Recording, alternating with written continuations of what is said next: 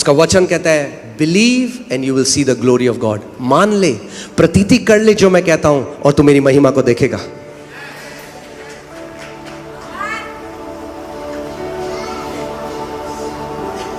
आमीन।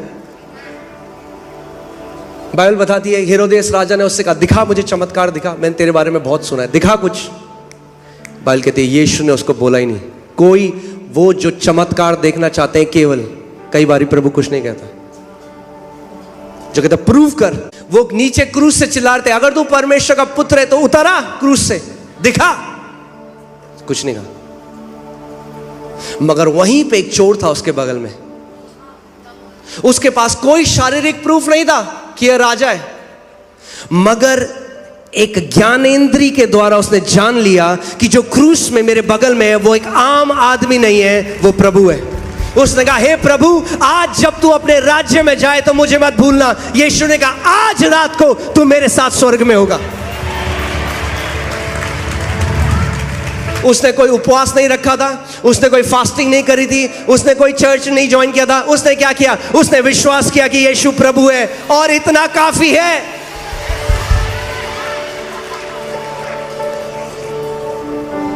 यीशु ने कहा आज रात, आज रात।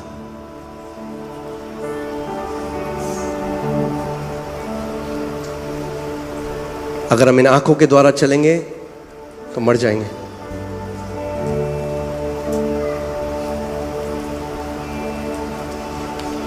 आप जानते हैं जो पुराने नियम में कनान का देश था, लैंड था, प्रॉमिस लैंड था, जिसको बोलते हैं वाचा का जो भूमि थी, जो लैंड था, प्रॉमिस लैंड, वो नए नियम में प्रतिज्ञाएं, प्रॉमिसेस हैं। और जैसे वहां पर दानव खड़े थे जो उनको चैलेंज करते थे कि तुम नहीं ले सकते इसको, आज जो परमेश्वर ने प्रतिज्ञाएं करी हैं, दानव खड़े हैं। आपकी ज्ञान इंद्रियों को यूज करता है शैतान।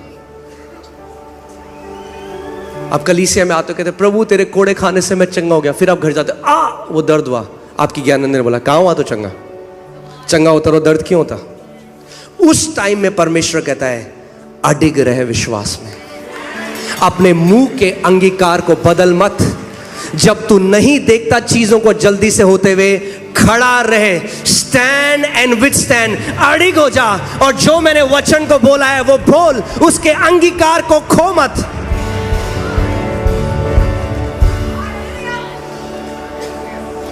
कितने मसीह लोग आप जानते हैं उनको क्या चाहिए? वो जादू चाह रहे हैं, जादू। राज्य में कोई जादू नहीं है, आबराकडाबरा नहीं करता परमेश्वर ऐसे। बाइबल बताती है इब्रानी 6:12 में कि विश्वास और पेशेंस के द्वारा, by faith and patience they inherited the promise. अगर आप परमेश्वर की प्रतिज्ञाओं को पकड़ना चाहते हैं तो विश्वास और पेशेंस, धीरज, विश्वास और धीरज, यानी जब आपने किसी बात को मान लिया कि परमेश्वर का जो वचन कहता है, अब खड़े हो जाओ। जब तक वो प्रकट ना हो अपने मुंह के अंगीकार को बदलो मत।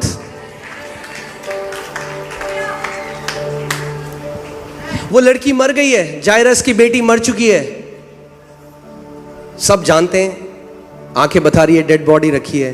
प्रभु कह रहा है मरी नहीं है, सो रही है।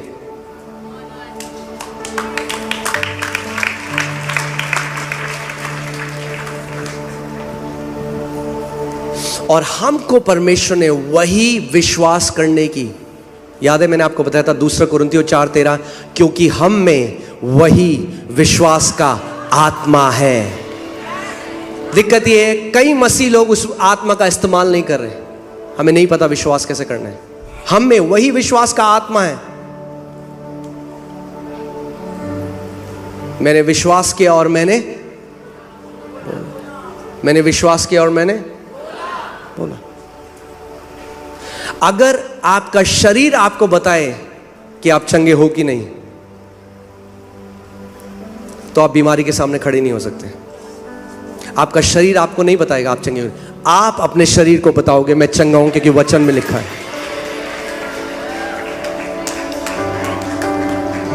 लिखा है।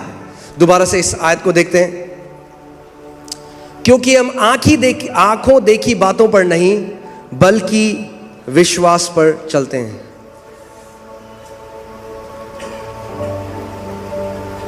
हम आंखें देखी बातों, यानी हम अपनी ज्ञानेंद्रियों के द्वारा नहीं मगर विश्वास के द्वारा चलते हैं। और विश्वास कैसे आता है? परमेश्वर के वचन से। यानी आपको उस जगह आना पड़ेगा अपने जीवन में कि परमेश्वर का वचन जो कहता है वो मेरी वास्तविकता है। भले ही मेरी आंख उसको अभी देख सकती है या नहीं देख सकती, मैं उसको छू सकता हूं नहीं छू सकता, जब मैं विश्वास से उसके साथ एक हो जाता हूं तो हल्की हल्की वो मेरे जीवन में प्रकट होने लग जाती है। और कितने मसीह ऐसे हैं जो परमेश्वर के राज्य में तो आ गए मगर उनकी वास्तविकता आज भी डिफाइंड है उनके सेंसेस के द्वारा।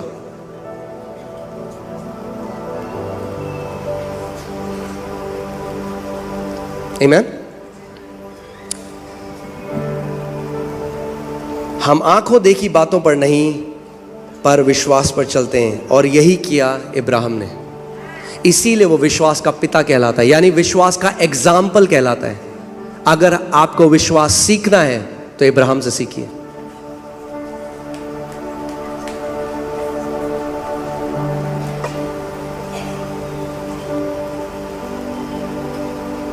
इसीलिए कई बार सबसे रिपोर्ट जो है,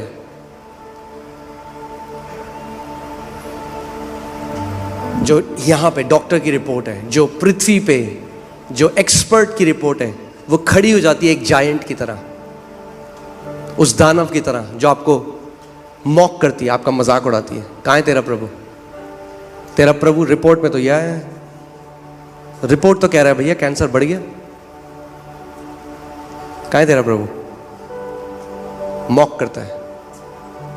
उस टाइम में अगर आपको नहीं पता विश्वास में कैसे खड़ा होना है तो आप मान लेंगे उस रिपोर्ट को।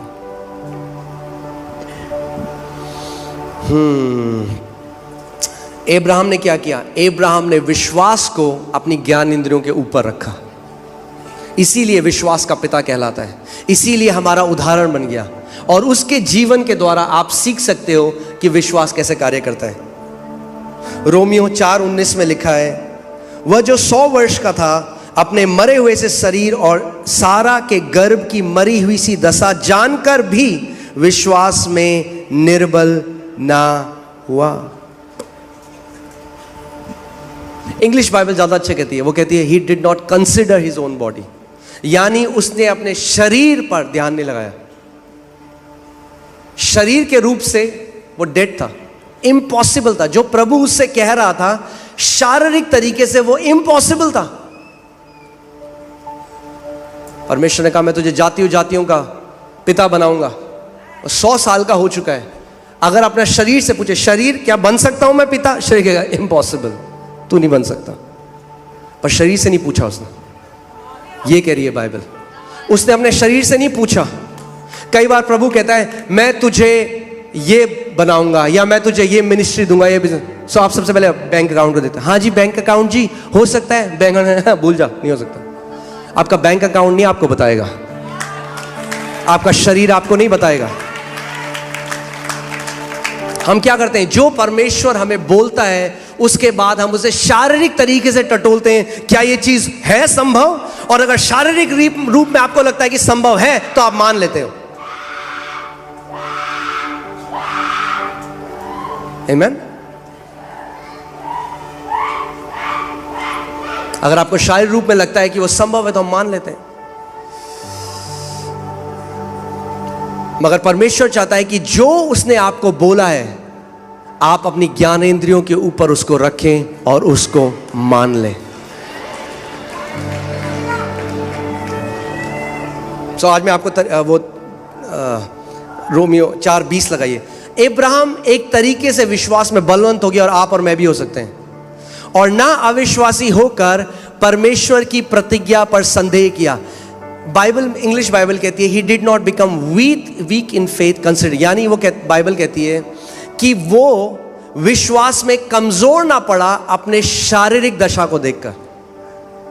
आप कलीसिया आए, आपने कहा आज प्रभु मुझे चंगा करेगा, आपके लिए प्रतिज्ञा हुई, एक वचन निकला, आपने उसको ग्रहण किया, आप घर गए खुश हो गए, मैं चंगा हो गया हूं प्रभु। आप घर गए, फिर से वो दर्द आया और आप उस प्रतिज्ञा पे संदेह करने लगे। आपने कहा शायद प्रभु ने नहीं किया, शायद उस टाइम हो सकता है कि उस टाइम, लोग कहते हैं उस टाइम हमें आराम लगा था।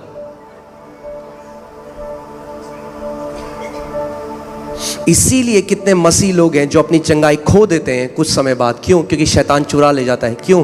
क्योंकि ज्ञानेंद्रियों के द्वारा डाउट डालता है उनके अंदर, संदेह डालता है, अरे तुझे चंगा करा ही नहीं प्रभु ने, और वो अपने मुंह से उस बात को बोल देते हैं।